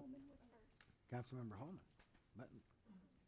So, well, pretty much all my questions were answered already, but one I did have was in regard to, so it's projected that most of the activity in the entertainment district would not be new to Norman, that most of it would be within Norman already.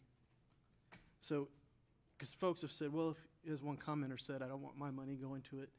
And the response, many would say, well, if you don't spend any money there, then your money's not going to it. But it did project a negative impact to the city's general fund, starting in 2031 and increasing by 3% per year until it's paid off. So in that scenario, if the city's general fund is losing revenue for 10 years or 25 years or 20 years, whatever, could that result in the city having to either raise taxes to make up for that somehow, or cut services? So in effect, if the city's general fund is negatively impacted by the Rock Creek Entertainment District, TIF, could it impact people who live in Norman that do not shop in that area because of services being cut, or the city having to raise revenue some other way to make up for that loss? I don't know that I'm the person to answer that question, but my understanding is consistent with yours in terms of the impact on the general fund that the consultants that were hired predicted. Yeah, so I did just want to be clear about that, because I've heard that over and over again, that if you don't own any property there and you don't shop there, then your taxes are not going to go to the entertainment district. But that is not correct. It is projected to have a negative impact on the city's general fund from the very first year that it's built.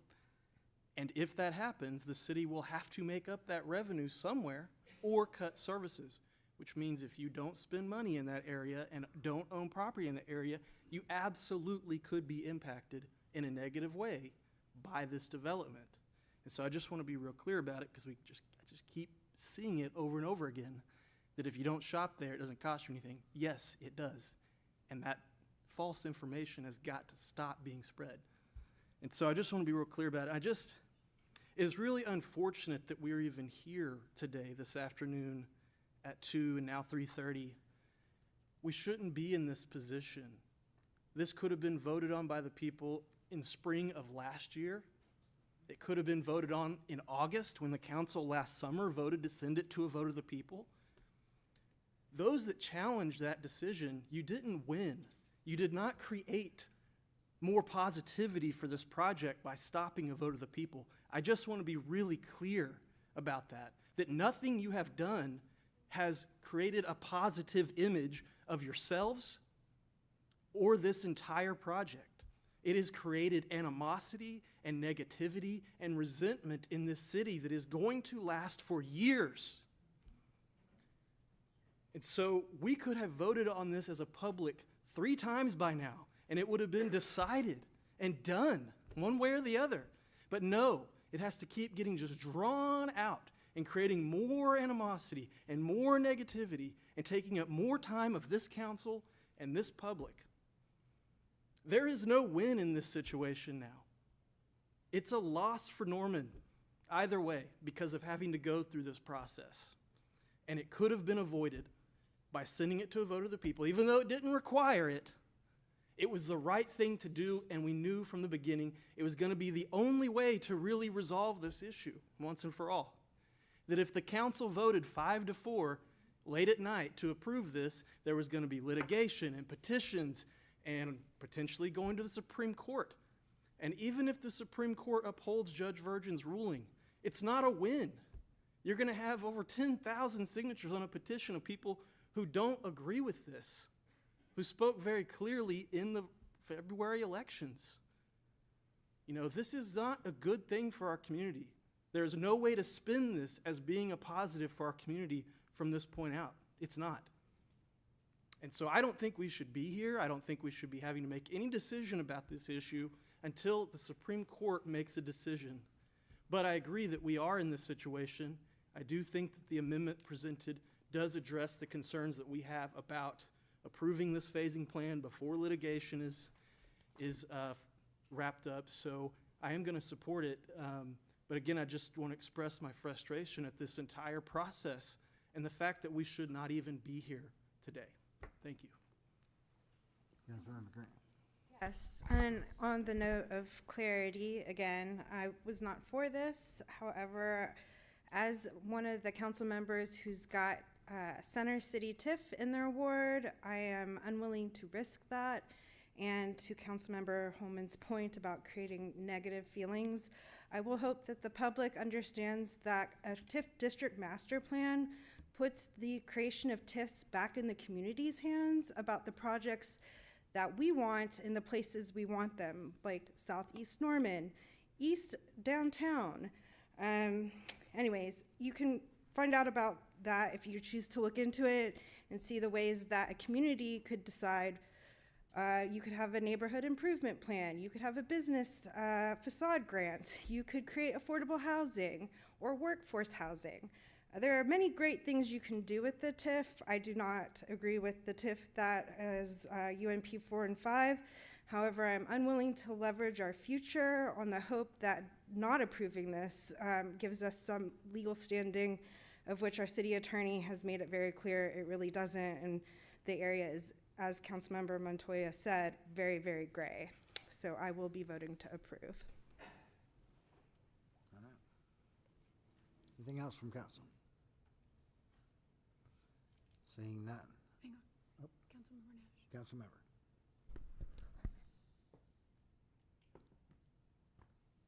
All right. So,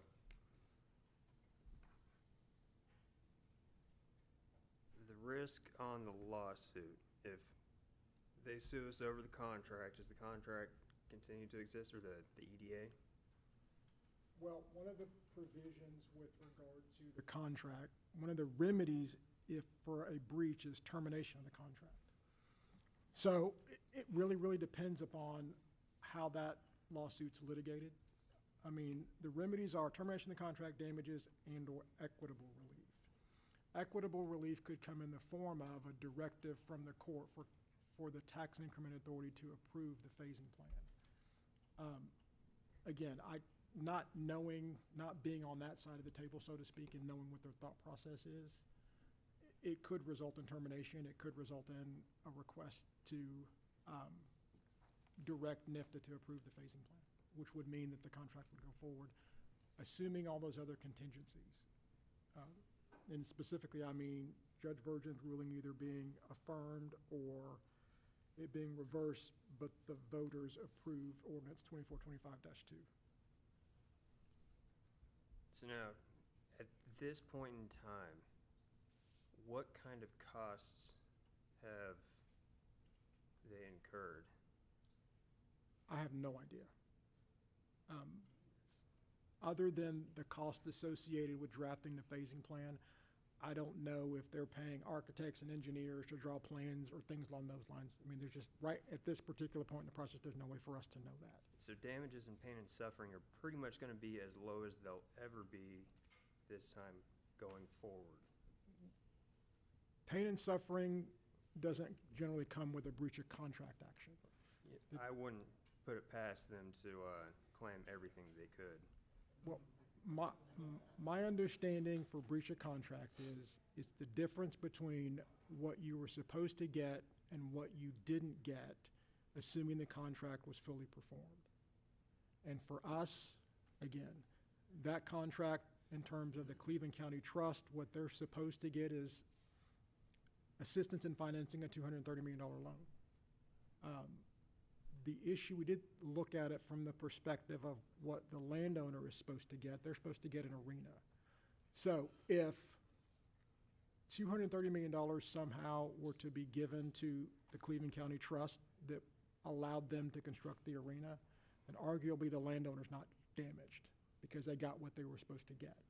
The issue just goes back to NIFTA doesn't have $230 million.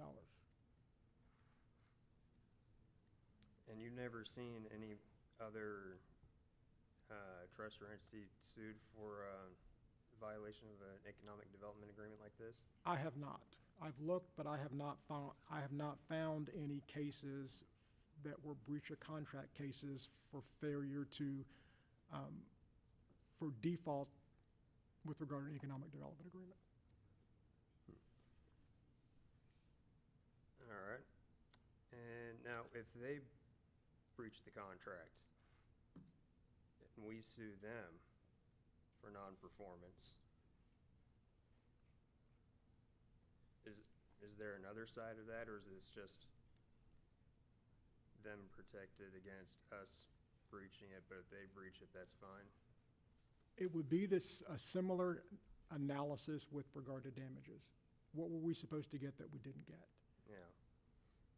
I'm not critiquing the contract that the entire council read.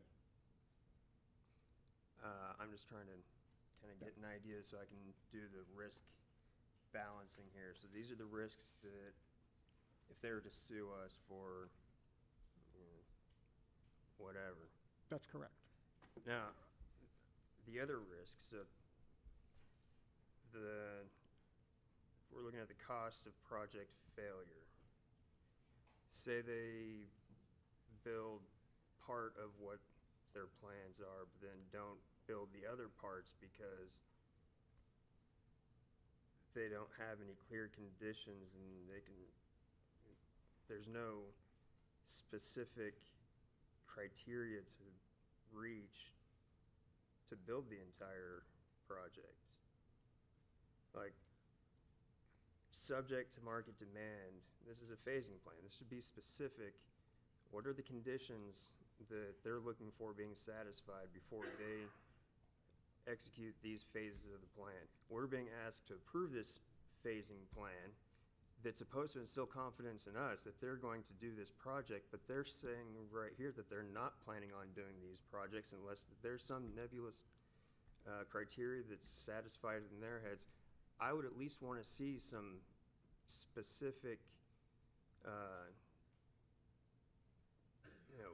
what are they balancing? Are they looking at a particular metric? Are they looking for a particular population? I get that the timeline is contingent on market demand, but it doesn't say that the timeline is contingent or subject to market demand. It's saying that all these parameters are subject to market demand. These big portions of the $151 million on this phasing plan subject to market demand, that wasn't, we didn't give them that out in the contract that they could just forego that $151 million of the project because market demand never materializes. Market demand is part of the language of the EDA. Specifically, section 1.03A23 says up to 180,000 square feet of Class A office space built in phases based on market demand. 1.03A25 says approximately 500 multifamily housing units built in phases based on market demand. Section 103A26 says additional multifamily housing units and/or up to 177 medium-density housing units built in phases based on market demand. So that language is in the EDA. And essentially what this trust and the developers have done is transferred the language from the EDA into the phasing plan. But you're going to know what's being built before it's built. That's the purpose of the development plans. Again, we talked a little bit about the definition of development plans earlier, and specifically, it's giving you drawings, floor plans, things along those lines. It's giving you a budget showing estimated full cost of construction, evidence sufficient of capacity in terms of their ability to finance, and any other such essential documents as may be reasonably requested by NIFTA. So if there was an issue with regard to some of the questions you're raising about how much are we building and that particular process, that probably is something that you could request that essential documentation from the trust and the developer when you get that development plan. Yeah, now I remember that language being in the contract and thinking it was kind of absurd that we would allow such large portions of the project to be optional. And if this were just on the timeline, yeah, I could say, all right. But it's on every aspect in the phasing plan. And I'm not, I'm not critiquing really the economic development agreement, the contract. The contract's signed by, I guess not us, because we're in TIFA, but by the council. It would have been signed by the chairman for the Tax Increment Authority. As a member of the NTIFA, looking at this phasing plan, I really want to see more specifics on what are the conditions that they're looking for. When can I expect these to be constructed? Are they going to be constructed, say like the final part of the additional multifamily housing, those 177 medium density housing units, are they going to be genuinely built between 2031 and 2033? If they're that, if they knew to that, to 3 years, that I could be okay with. More so than every aspect of it just being subject to market demand, because what if the market never demands it?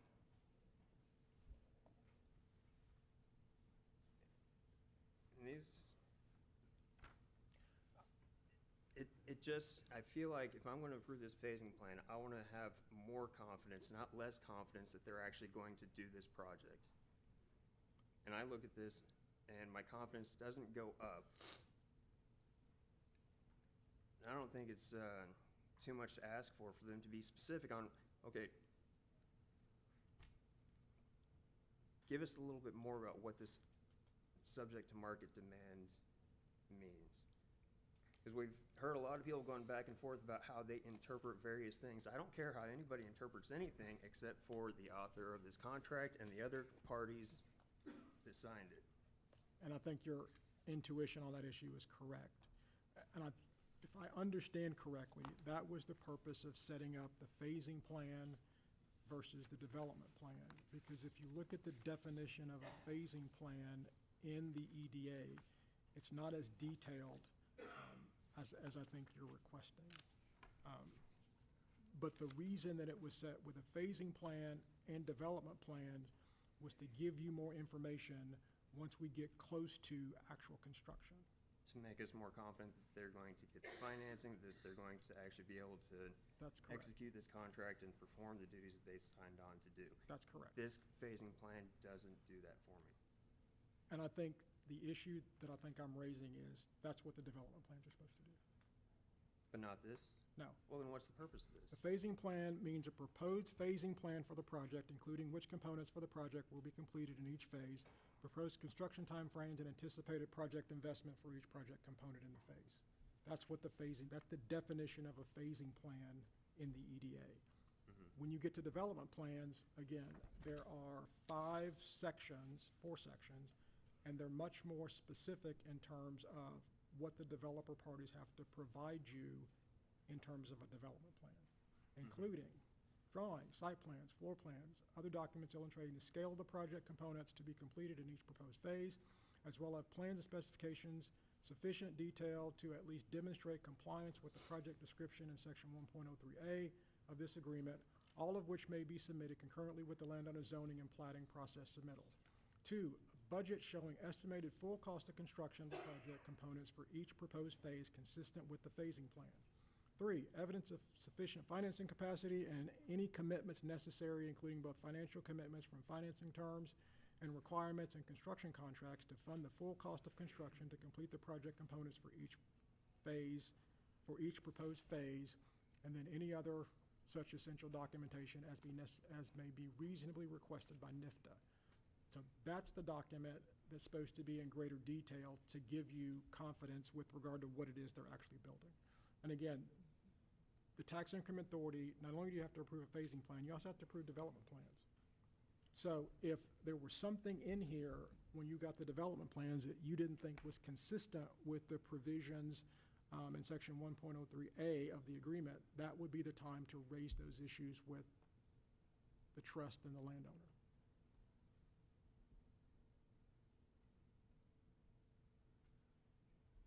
But it doesn't specify that that's what the phasing plan is for. Correct. The phasing plan has a different definition than development plans. So if they wanted something else, if they didn't want me to look for this as a document that instills confidence, because that's really the only language that I have to go off of in the contract, is the accompanying language in section, was it 2? Talking about the purpose of the development plan and the phasing plan. Correct. And so I looked through that, and I've got to parse out of that language what it is that I'm supposed to be looking for here. And I'm just seeing a lot of language on that's, rightfully applied to the development plan also. But are we supposed to believe that it shouldn't be considered in part to apply to the phasing plan as well?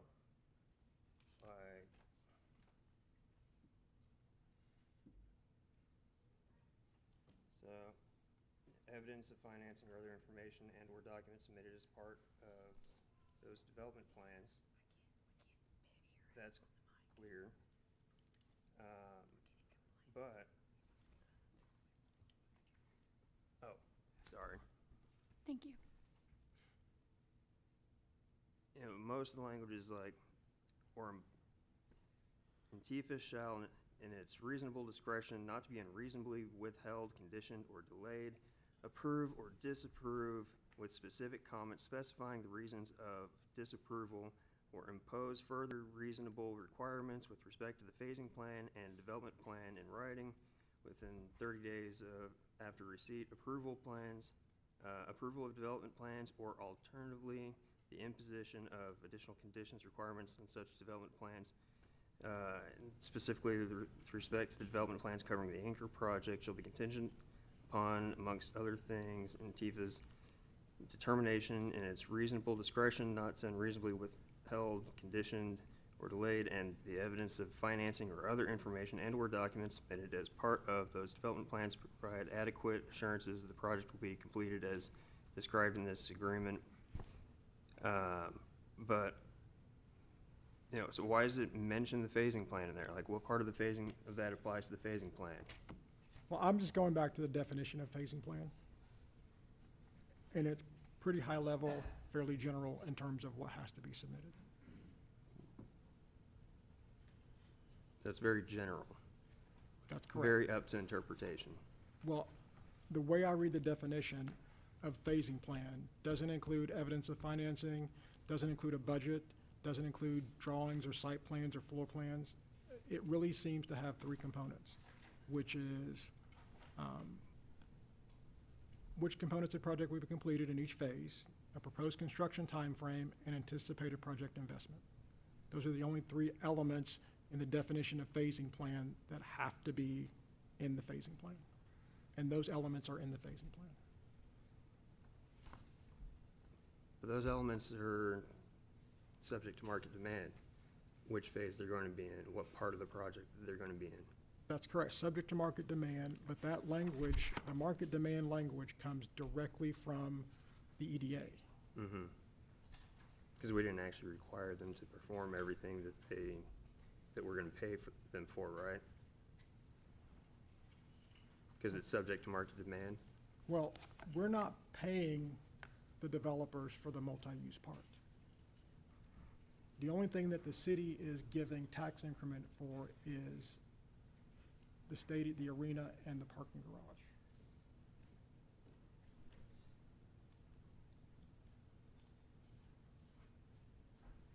Okay.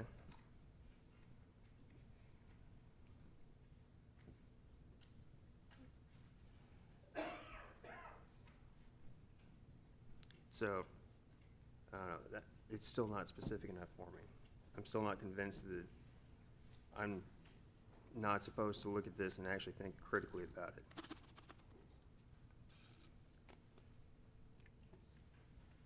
Like, what else are we supposed to be looking at this for, if not to actually see if it makes sense? The only thing, I mean, the only response I have to that is consistent with the language in the EDA. The phasing plan and the development plan are two different documents. The phasing plan has those three elements with regard to what it has to provide. And then there is a later point in time where the trust and the landowner have an obligation to bring forth development plans that include much of the detail I think you're looking for in the phasing plan. Well, I mean, at this point, I feel like I'm just beating a dead horse. And, I'm looking for more detail and not just copy paste from the information they've already given us. I want something that's a little bit more concrete and finite on when they're actually planning on doing this last $150 million worth of projects. Is, and I don't know what the I don't know what the future holds if they end up not completing this project. Apparently, there's not very much consequence for them if they break the contract. The only,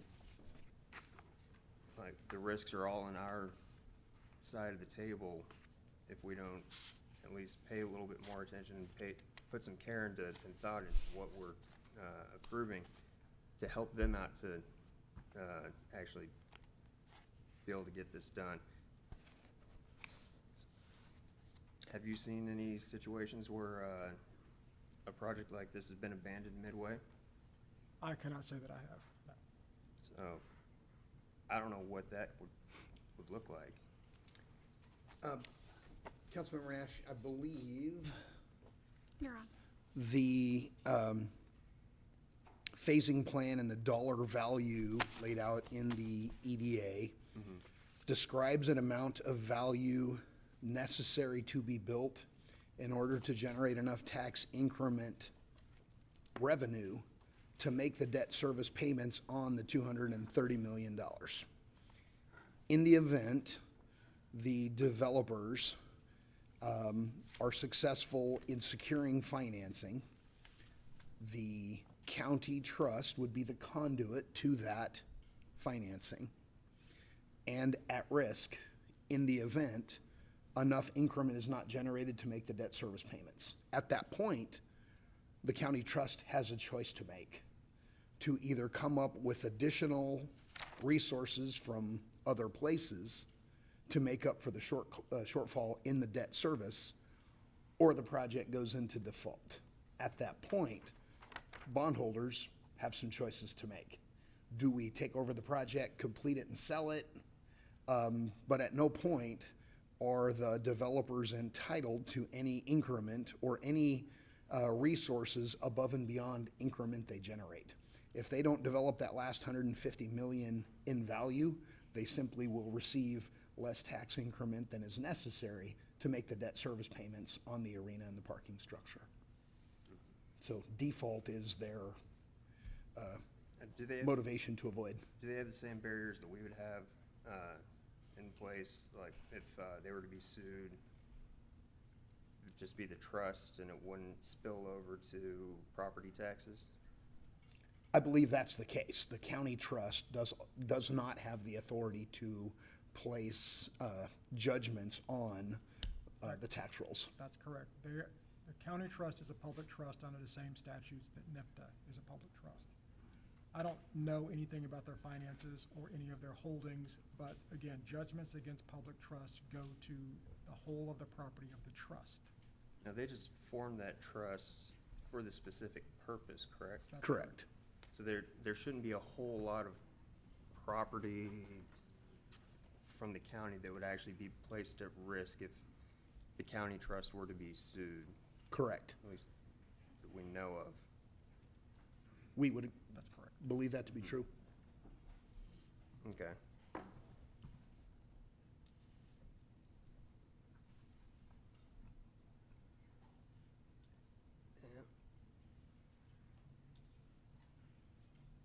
How much,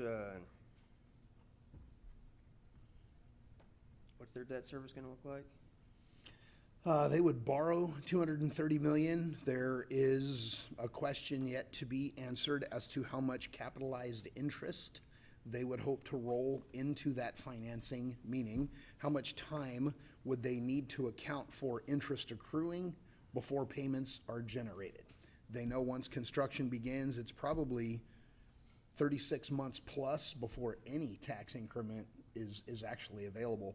They could get some initial increment from the sales tax on construction materials for the arena and the parking structure, and at some point, some Leverage Act funds from the State Department of Commerce, but probably not enough to make multiple years' worth of debt service payments on that loan. Yeah, the irony is that the cost goes up to us, the more successful they are. Which means it would pay off quicker. Yeah. Of course, that was, I mean, unless it's 100% new revenue, yeah, but that's not the issue today. Avoid that topic. But there is a cost to the project completion also.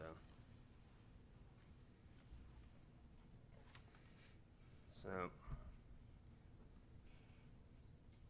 you know, even if it is at risk for them coming and claiming that we're breaching contract because I feel I've got reasonable concerns with the phasing plan and it's not adequate to my, I'm not left feeling more confident about the project afterwards, which supposedly I'm not supposed to be looking at it for confidence. I'm just supposed to be glancing at it, appreciating the paper it's printed on and moving on, but I believe the risks are higher if they do start a project that they don't actually aren't able to finish. And you know, if there were more details in here that had me a little bit more confident that moving forward would have a better chance of success, then you know, then I wouldn't see so much risk or cost associated with failure to adequately review the phasing plan. So, I don't know, I guess I could keep rambling on, but I guess that's about it. Councilmember Grant. Councilmember Grant? Just because I have gone down this rabbit hole, with the phasing plan being the city's idea, as I understand it, it came about because we did not have one for the first UNP. And this was a way to ensure that we had more of an outline that would be actionable to see these projects come online. The phasing plan idea came about because in some of the initial drafts of the EDA, there really wasn't a defined project and there wasn't a defined entity to complete that project. So that was a lot of the pushback from our side of the table, so to speak, wanting a defined project with a defined entity to develop that project. And one of the ideas was the sequence of phasing plan, development plan. So you submit a phasing plan on the front end of it, has some of the information that we've talked about, and then you follow that up with much more in-depth development plans. Those are due 90 days before construction starts.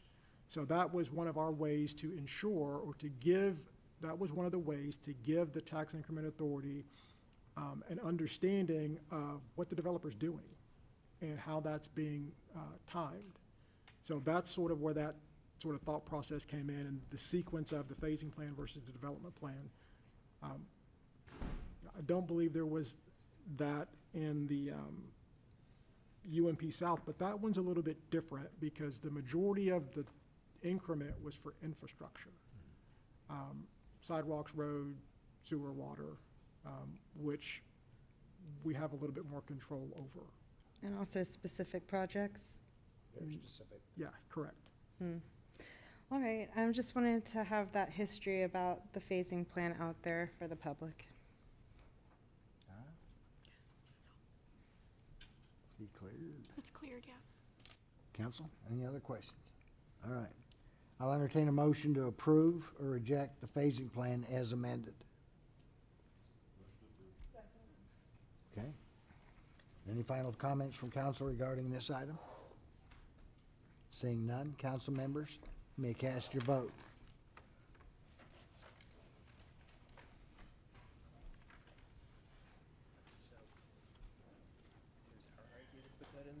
Yes. We still don't know why. Sorry. All votes have been cast, and the motion to approve the phasing plan as amended passes by a vote of 8 to 1. Councilmember Nash voting against.